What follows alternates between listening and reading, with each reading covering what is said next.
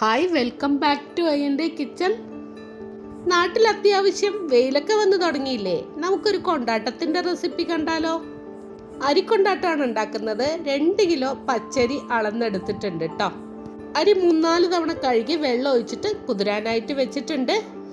2 cup ചവ്വരി ഒന്ന് കഴുകി വെള്ളം ഒഴിച്ചിട്ട് കുതിരാനായിട്ട് വെക്കാം. എൻ്റെ കയ്യിൽ ഇപ്പോൾ 1.5 കപ്പേ ഉള്ളൂ കേട്ടോ. അതുകൊണ്ടുള്ളത് എടുത്തിട്ടുണ്ട്. നിങ്ങൾ എടുക്കുമ്പോൾ 2 കപ്പ് എടുക്കുക. എരിവിനായിട്ട് ഞാൻ വറ്റൽമുളകാണ് എടുത്തിട്ടുള്ളത്. 20 വറ്റൽമുളക് എടുത്തിട്ടുണ്ട്. ഒന്ന് കഴുകി വെള്ളം ഒഴിച്ചിട്ട് വറ്റൽമുളകും കുതിരാനായിട്ട് വെക്കുന്നുണ്ട്. അരി നമ്മൾ 12 മണിക്കൂറാണ് കുതിർത്തെടുത്തിട്ടുണ്ടായിരുന്നത്. ഇനി നമുക്കിതൊന്ന് അരച്ചെടുക്കാം. അരിയും വറ്റൽമുളകും ചവ്വരിയും എല്ലാം രാവിലെ കുതിരാനിട്ടിട്ട് വൈകുന്നേരമാണ് ഇതുപോലൊന്ന് അരച്ചെടുക്കുന്നത്. 3-4 ബാച്ചായിട്ട് അരി നന്നായിട്ട് അരച്ചെടുക്കുന്നുണ്ട്. ഒട്ടും തരിതരിപ്പില്ലാതെ വേണം അരച്ചെടുക്കാനായിട്ട്. ബ്ലെൻഡറിൻ്റെ ജാറിലോട്ട് നമ്മൾ കുതിർത്ത മുളക് അല്പം വെള്ളത്തോട് കൂടെ ചേർത്ത് കൊടുത്തിട്ട് നന്നായിട്ട് ഇതൊന്ന് അരച്ചെടുക്കുന്നുണ്ട്. ഇന്ന് ഞാൻ വെളുത്തുള്ളി കൊണ്ടാട്ടമാണ് ഉണ്ടാക്കുന്നത്. 250 ഗ്രാം വെളുത്തുള്ളി തൊലിയൊക്കെ കളഞ്ഞ് കഴുകി വൃത്തിയാക്കി എടുത്തു വെച്ചിട്ടുണ്ട്. അടിച്ചു വെച്ചിരിക്കുന്ന മുളകിലോട്ട് തന്നെ വെളുത്തുള്ളിയും കൂടെ ചേർത്ത് കൊടുത്തിട്ട് 2 ടേബിൾ സ്പൂൺ കല്ലുപ്പും കൂടെ ചേർത്ത് കൊടുത്തിട്ട് നന്നായിട്ട് ഇതെല്ലാം കൂടെ അരച്ചെടുക്കുന്നുണ്ട്. വെളുത്തുള്ളിയും മുളകും നന്നായിട്ട് അടിച്ചെടുത്തതിന് ശേഷം ഇതിലോട്ട് നമ്മൾ നേരത്തെ കുതിർത്ത് വെച്ചിരിക്കുന്ന ചവ്വരിന്ന് കുറച്ച് ചേർത്ത് കൊടുത്തിട്ട് നന്നായിട്ടൊന്ന് അടിച്ചെടുക്കാം. ഒരുമിച്ച് ചവ്വരി ചേർത്ത് കൊടുക്കാൻ പറ്റാത്തതാണ് കേട്ടോ. ആദ്യത്തെ ബാച്ച് ഞാൻ നന്നായിട്ടൊന്ന് അടിച്ചെടുത്തിട്ട് ഒരു പാത്രത്തിലോട്ട് മാറ്റി വെക്കുന്നുണ്ട്. ചവ്വരിയും 2 ബാച്ചായിട്ട് നന്നായിട്ട് ഇതുപോലൊന്ന് അടിച്ചെടുത്തിട്ടുണ്ട്. ബ്ലെൻഡറിൻ്റെ ജാറിലായതുകൊണ്ട് ഒട്ടും തരിതരിപ്പില്ലാതെ നല്ല സോഫ്റ്റായിട്ട് അടിച്ചെടുക്കാൻ സാധിക്കും. ഇതെല്ലാം കൂടി ഒന്ന് മിക്സ് ചെയ്ത് കൊടുക്കുന്നുണ്ട് കേട്ടോ. എനിക്കൊരു അബദ്ധം പറ്റി. ഇത്തവണയും ഞാൻ ക്യാമറ ഓൺ ചെയ്യാൻ മറന്നു പോയതാണ്. അരച്ച് വെച്ച അരിമാവിലോട്ട് വെളുത്തുള്ളിയും മുളകും കൂടി അരച്ച് വെച്ചതും കൂടെ ചേർത്ത് കൊടുത്തിട്ട് ഒന്ന് മിക്സ് ചെയ്ത് കൊടുത്തിട്ടുണ്ട്. നമ്മുടെ ബാറ്റർ ഒരുപാട് ലൂസല്ല, ഈ ഒരു കൺസിസ്റ്റൻസിയിലാണ് വേണ്ടത്. ബാറ്ററിലോട്ട് 2 ടേബിൾ സ്പൂൺ ജീരകവും കൂടെ ചേർത്ത് കൊടുത്തിട്ട് വേണം കേട്ടോ ഒന്ന് മിക്സ് ചെയ്തെടുക്കാനായിട്ട്. ഏതായാലും ഒന്നുകൂടെ ഒന്ന് മിക്സ് ചെയ്ത് കൊടുക്കുന്നുണ്ട്. നമ്മൾ ബാറ്ററിൽ ഉപ്പിട്ടിട്ടുണ്ട്. ടേസ്റ്റ് ചെയ്ത് നോക്കുക കേട്ടോ. എന്നിട്ട് പോരാത്തത് ഈ വെള്ളത്തിലോട്ട് ഇട്ട് കൊടുത്താൽ മതി. ഏകദേശം 5 ലിറ്റർ വെള്ളം ആവശ്യത്തിന് ഉപ്പും കൂടെ ചേർത്തിട്ട് തിളപ്പിച്ചെടുത്തതിലോട്ട് നമ്മൾ നേരത്തെ അരച്ച് വെച്ചിരിക്കുന്ന മാവ് ഇതുപോലൊന്ന് ഒഴിച്ചു കൊടുത്തിട്ട് ഇളക്കി യോജിപ്പിച്ച് മാവൊന്ന് വാട്ടിയെടുക്കണം.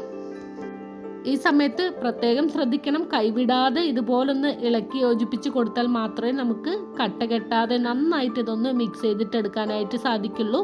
ഇതിപ്പോൾ നമ്മൾ കുട്ടികൾക്ക് കുറുക്കുണ്ടാക്കുന്ന പോലെയാണ് കേട്ടോ. ഫ്ലെയിമൊക്കെ ഒന്ന് അഡ്ജസ്റ്റ് ചെയ്തിട്ട് ഇതുപോലൊന്ന് നന്നായിട്ട് മിക്സ് ചെയ്തെടുത്താൽ മതി. തിളച്ച വെള്ളത്തിലോട്ട് അരിമാവ് ഇട്ടത് മുതൽ ഇതുപോലെ കൈവിടാതെ ഇളക്കി യോജിപ്പിച്ച് വേണം ഇതൊന്ന് വാട്ടിയെടുക്കാനായിട്ട്. നമ്മൾ ചേർത്ത മാവ് നന്നായിട്ടൊന്ന് വെന്ത് കിട്ടണം. ഒന്ന് കുറുകി മാവൊക്കെ വെന്തിട്ടുണ്ട്. നല്ല ചൂടുണ്ട് കേട്ടോ. ബബിൾസ് വരുന്നുണ്ട്. നിങ്ങൾക്ക് കാണാൻ കഴിയുന്നുണ്ടാവും, അവിടെ ഇവിടെയൊക്കെ ബബിൾസ് വരുന്നുണ്ട്. ഇതുപോലെ ബബിൾസ് വന്നു കഴിഞ്ഞാൽ മാവ് വെന്തു എന്നാണ് അർത്ഥം. ഒന്നുകൂടെ ഒന്ന് മിക്സ് ചെയ്ത് കൊടുത്തിട്ട് ഞാൻ തീ ഓഫ് ചെയ്ത് കൊടുക്കുന്നുണ്ട്. അങ്ങനെ കൊണ്ടാട്ടം ഇടാനുള്ള ബാറ്റർ റെഡി ആയിട്ടുണ്ട്. ഇനി നമുക്കിതൊന്ന് തണുത്തതിന് ശേഷം വേണം കൊണ്ടാട്ടം ഇടാനായിട്ട്. നമ്മളിവിടെ രാത്രി മാവ് വാട്ടി വെക്കും. എന്നിട്ട് അടുത്ത ദിവസം രാവിലെയാണ് കേട്ടോ കൊണ്ടാട്ടം ഇടാറുള്ളത്. ഇതിപ്പോൾ രാവിലെ 6 മണിക്ക് ഞങ്ങൾ മുകളിൽ കയറി വന്നിട്ടുണ്ട്. നമ്മുടെ കൊണ്ടാട്ട മാവിൻ്റെ മുകളിലത്തെ ഭാഗം ഡ്രൈ ആയിട്ടുണ്ടാവും. അത് ഇതുപോലൊന്ന് മാറ്റി വെക്കണം. നമ്മൾ ഈ ഡ്രൈ ആയിട്ടുള്ള മാവും കൂടെ കുഴച്ചിട്ട് സേവനാഴിയിൽ ഇട്ട് കഴിഞ്ഞാൽ സേവനാഴിയുടെ ഹോളിൽ കൂടെ നമുക്ക് മാവ് പുറത്ത് വരില്ല. പകരം അവിടെ കുടുങ്ങി പോവുകയാണ് ചെയ്യുക. അതുകൊണ്ടാണ് കേട്ടോ ഡ്രൈ ആയിട്ടുള്ള മാവ് മാറ്റി വെക്കുന്നത്. ഇനി നമുക്ക് അരിമാവ് ഓരോ ഉരുളകളാക്കിയിട്ട് സേവനാഴി നിറച്ചെടുക്കാം. ഒരു പായിൻ്റെ മുകളിൽ കോട്ടൺ വെള്ളമുണ്ട് വിരിച്ച് റെഡിയാക്കി വെച്ചിട്ടുണ്ട്. ഇനി നമുക്ക് സേവനാഴിയിൽ നിറച്ച മാവ് മുണ്ടിന് മീതെ ഇതുപോലൊന്ന് ഞെക്കി പിഴിഞ്ഞെടുക്കാം. മുറുക്കും നൂൽപുട്ടൊക്കെ ഉണ്ടാക്കുന്നത് പോലെ തന്നെയാണ് കേട്ടോ. കൊണ്ടാട്ടത്തിൻ്റെ മാവും സേവനാഴിയിൽ നിറയ്ക്കുന്നതിന് മുൻപ് കൈകൊണ്ട് നന്നായിട്ടൊന്ന് ഉരുട്ടിയെടുത്തിട്ട് നിറച്ചാൽ മതി. മാവിൽ ഒട്ടും കട്ടകളില്ലെങ്കിൽ മാത്രമാണ് ഇതുപോലെ നല്ല ഫ്രീ ആയിട്ട് കൊണ്ടാട്ടം പിഴിഞ്ഞെടുക്കാനായിട്ട് സാധിക്കുള്ളൂ. അപ്പോൾ അതാ ഏകദേശം 1 മണിക്കൂർ എടുത്തിട്ട് 2 മുണ്ടിൽ ഞാൻ ഇതുപോലൊന്ന് മാവ് പിഴിഞ്ഞ് വെച്ചിട്ടുണ്ട്. 7:30 ആകുമ്പോഴേക്കും നമ്മുടെ ഈ കലാപരിപാടികളെല്ലാം കഴിഞ്ഞിട്ടുണ്ടായിരുന്നു കേട്ടോ. ഇനി വെയിലത്ത് നന്നായിട്ട് ഇതൊന്ന് ഉണങ്ങിക്കോട്ടെ.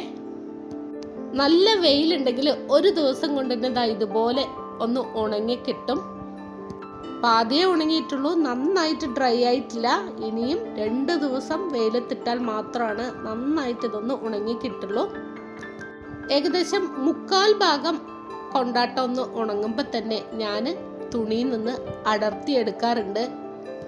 ഈ സമയത്ത് എടുത്തു കഴിഞ്ഞാൽ പെട്ടെന്ന് തുണിയിൽ നിന്ന് അടർന്നു പോരും.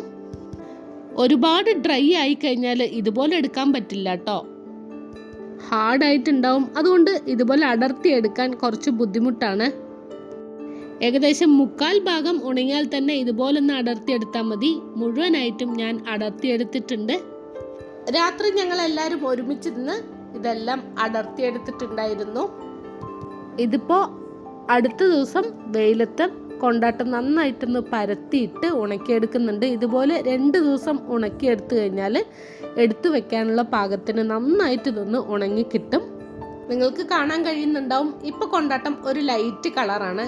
ഇതിപ്പോൾ 2 ദിവസം നന്നായിട്ട് ഉണങ്ങിയ കൊണ്ടാട്ടമാണ് കേട്ടോ. അല്പം ഡാർക്ക് കളറായിട്ട് കാണാൻ സാധിക്കുന്നില്ലേ?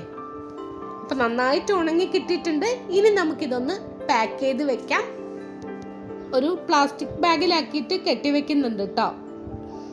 എന്നിട്ട് കൊണ്ടാട്ടം നിറച്ച ബാഗ് വീണ്ടും ഒരു പ്ലാസ്റ്റിക് ബാഗിനകത്താക്കിയിട്ട് ഒന്നുകൂടെ ഒന്ന് ടൈറ്റായിട്ട് കെട്ടിവെക്കുക. എന്നിട്ട് ഒരു എയർ ടൈറ്റ് കണ്ടെയ്നറിലാക്കി വെച്ച് കഴിഞ്ഞാൽ തണുക്കാതെ നമുക്ക് 1 വർഷത്തോളം എടുത്തു വെക്കാൻ സാധിക്കും.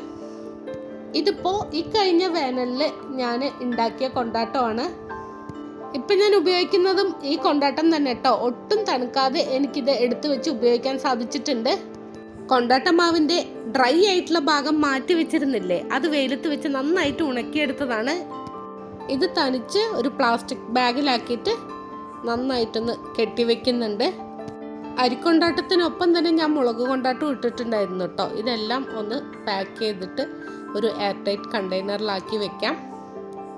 ഞങ്ങളെല്ലാവരും ഒരുമിച്ചിട്ടാണ് ഈ ജോലിയൊക്കെ ചെയ്യുന്നത്. അതുകൊണ്ട് തന്നെ ഒരിക്കലും ഇതൊക്കെ ചെയ്യുന്നതൊരു മടുപ്പായിട്ട് തോന്നിയിട്ടില്ല. കൊണ്ടാട്ടം ഉണ്ടാക്കാൻ തുടങ്ങിയത് മുതൽ ഇതുപോലൊന്ന് പാക്ക് ചെയ്ത് വെക്കുന്നത് വരെ നമ്മളെല്ലാവരും ഒരുമിച്ചുണ്ട് കേട്ടോ.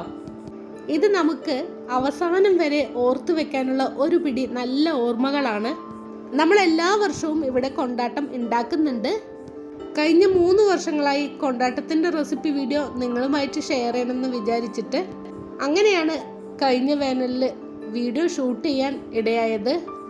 പക്ഷേ വീഡിയോ ഷൂട്ട് ചെയ്ത് വെച്ചെങ്കിലും പല കാരണങ്ങൾ കൊണ്ട് നിങ്ങളുമായിട്ട് ഷെയർ ചെയ്യാനായിട്ട് സാധിച്ചിട്ടുണ്ടായിരുന്നില്ല. അപ്പോഴത്തേക്കും മഴയാവുകയും ചെയ്തിട്ടുണ്ടായിരുന്നു. കൊണ്ടാട്ടം പൊരിക്കുന്ന വീഡിയോ ഇപ്പോൾ ഷൂട്ട് ചെയ്ത വീഡിയോ ആണ്. വെളിച്ചെണ്ണയോ കടലെണ്ണയോ നന്നായിട്ടൊന്ന് ചൂടാക്കി എടുത്തതിന് ശേഷം നമ്മൾ ഉണ്ടാക്കി വെച്ചിട്ടുള്ള കൊണ്ടാട്ടം ചേർത്ത് കൊടുത്തിട്ട് ഇതുപോലൊന്ന് പൊരിച്ചെടുത്താൽ മതി. അരിക്കൊണ്ടാട്ടം പൊരിക്കുമ്പോൾ എണ്ണയ്ക്ക് അത്യാവശ്യം നല്ല ചൂട് വേണം. ആ കാര്യം പ്രത്യേകം ശ്രദ്ധിക്കണം. ഫ്ലെയിമൊക്കെ ഒന്ന് അഡ്ജസ്റ്റ് ചെയ്തിട്ട് ഇതുപോലൊന്ന് പൊരിച്ചെടുത്താൽ മതി. കടയിൽ നിന്നൊക്കെ വാങ്ങി ഉപയോഗിക്കുന്നതിനേക്കാളും എത്രയോ നല്ലതല്ലേ ഇതുപോലെ നമ്മൾ വീട്ടിലുണ്ടാക്കിയിട്ട് ഉപയോഗിക്കുന്നത്. ആദ്യമായിട്ടൊക്കെ ഉണ്ടാക്കുന്നവരാണെങ്കിൽ 1 കപ്പ് അരി എടുത്തിട്ട് ഇതുപോലൊന്ന് ഉണ്ടാക്കി നോക്കൂ. നമുക്ക് ബുദ്ധിമുട്ടില്ലാതെ ചെയ്തെടുക്കാൻ സാധിക്കും. കൊണ്ടാട്ടം നല്ല ടേസ്റ്റാണ് കേട്ടോ. ചോറിനൊപ്പം കഴിക്കാൻ പറ്റുന്ന സൈഡ് ഡിഷായിട്ട് മാത്രമല്ല, വൈകുന്നേരം ചായക്കൊപ്പം കഴിക്കാൻ പറ്റുന്ന നല്ലൊരു സ്നാക്കായിട്ടും കൊണ്ടാട്ടം ഉപയോഗിക്കാം. കൊണ്ടാട്ടം ഉണ്ടാക്കാൻ താല്പര്യമുള്ളവർ ഇതുപോലൊന്ന് ട്രൈ ചെയ്ത് നോക്കുക. എന്നിട്ട് നിങ്ങളുടെ ഫീഡ്ബാക്ക് കമൻറ്റ് ബോക്സിൽ അറിയിക്കാനും മറക്കരുത്. വീഡിയോ ഇഷ്ടപ്പെട്ടു കഴിഞ്ഞാൽ ഒന്ന് ലൈക്ക് ചെയ്യാൻ നോക്കുക. സബ്സ്ക്രൈബ് ചെയ്യാതെ കാണുന്നവർ സബ്സ്ക്രൈബ് ചെയ്ത് സപ്പോർട്ട് ചെയ്യുക. മറ്റൊരു വീഡിയോയുമായി വീണ്ടും കാണാം. അതുവരെയും ബൈ. Thank you.